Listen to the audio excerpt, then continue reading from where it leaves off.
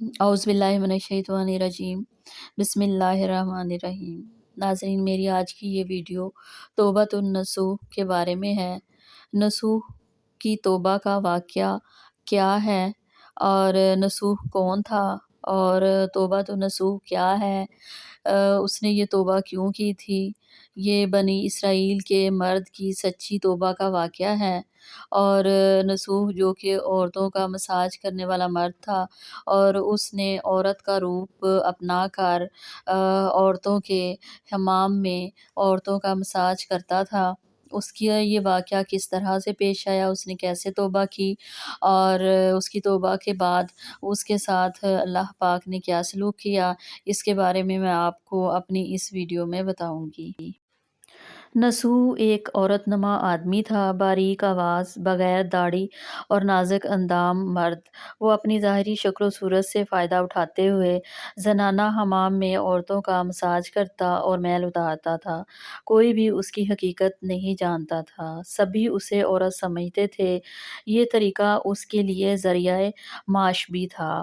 کئی بار ضمیر کے ملامت کرنے پر اس نے اس کام سے توبہ بھی کر لی، لیکن ہمیشہ توبہ توڑتا رہا۔ ایک دن بادشاہ کی بیٹی حمام گئی۔ حمام اور مساج کرنے کے بعد پتہ چلا کہ اس کا ایک قیمتی ہیرا کھو گیا ہے۔ بادشاہ کی بیٹی نے حکم دیا کہ سب کی تلاشی لی جائے۔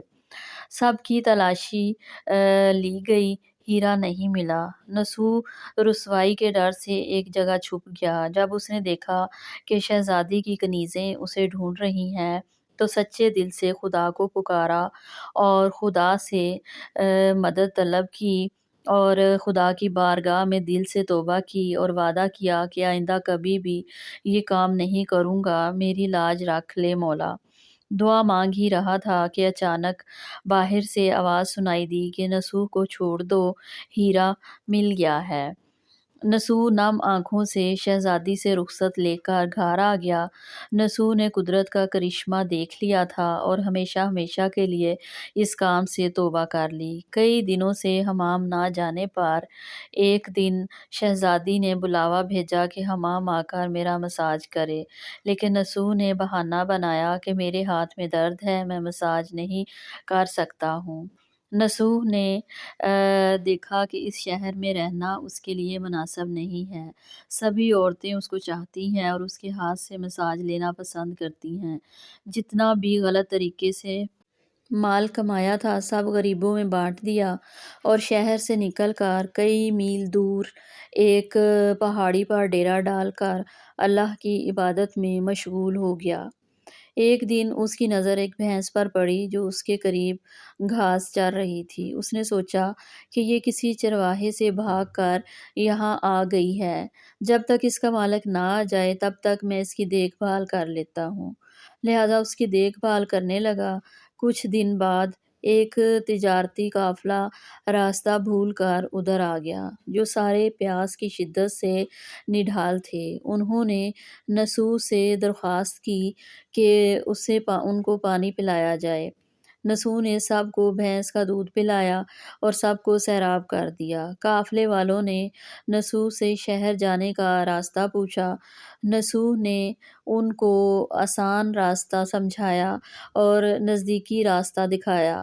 نصوح کے اخلاق سے متاثر ہو کر تاجروں نے جاتے ہوئے اسے بہت سارا مال بطور تحفہ دیا۔ نصوح نے ان پیسوں سے وہاں کنواں کھدوایا۔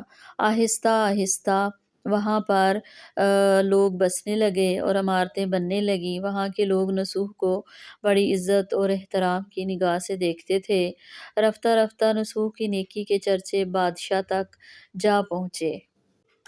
بادشاہ کی دل میں نصوح سے ملنے کا اشتیاق پیدا ہوا۔ اس نے نصوح کو پیغام بھیجا کہ بادشاہ آپ سے ملنا چاہتے ہیں، مہربانی کر کے دربار تشریف لے آئیں۔ جب نصوح کو بادشاہ کا پیغام ملا، اس نے ملنے سے انکار کر دیا اور معذرت چاہی کہ مجھے بہت سارے کام ہیں پر میں نہیں مل سکتا۔ بادشاہ کو بہت تعجب ہوا، مگر اس بے نیازی کو دیکھ کر ان کو ملنے کی طلب اور بڑھ گئی۔ بادشاہ نے کہا کہ اگر نصوح نہیں آ سکتے تو میں نصوح سے ملنے خود اس کے پاس جاؤں گا۔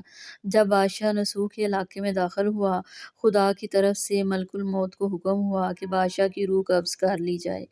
چونکہ بادشاہ بطور عقیدت مند نسوح کو ملنے آ رہا تھا اور رعایا بھی نسوح کی خوبیوں کی گرویدہ تھی، اس لیے نسوح کو بادشاہ کے تخت پر بٹھا دیا گیا۔ نسوح نے اپنے ملک میں عدل و انصاف کا نظام قائم کیا۔ وہی شہزادی جسے عورت کا بھیس بدل کر ہاتھ لگاتے ہوئے بھی ڈرتا تھا، اس شہزادی نے نسوح سے شادی کر لی۔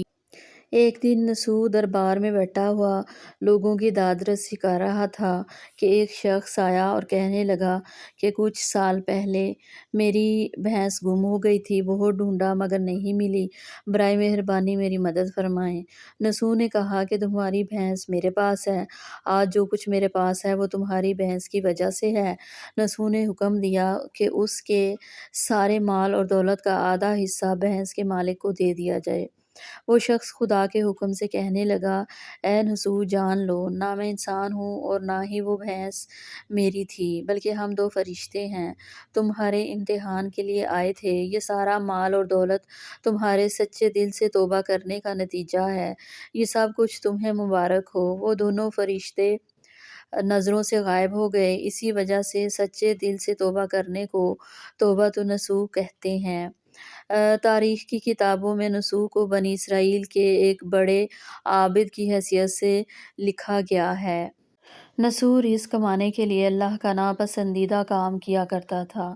جب وہ کام اللہ کے خوف کی وجہ سے چھوڑا تو اللہ نے رزق کے اسباب پیدا کیے اور بادشاہت تک عطا کر دی۔